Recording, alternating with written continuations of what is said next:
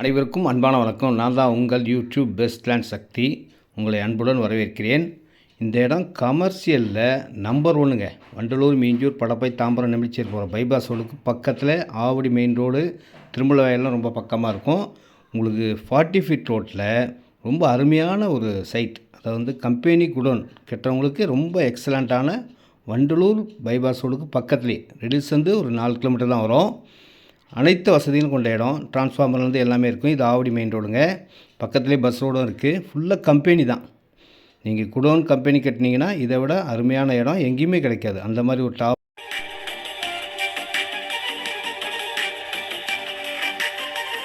இந்த இடத்துல 4500 square ஃபீட்லேருந்து start ஆகுங்க. 50க்கு 90 சைஸில் சூப்பர் சைஸாக இருக்கும்.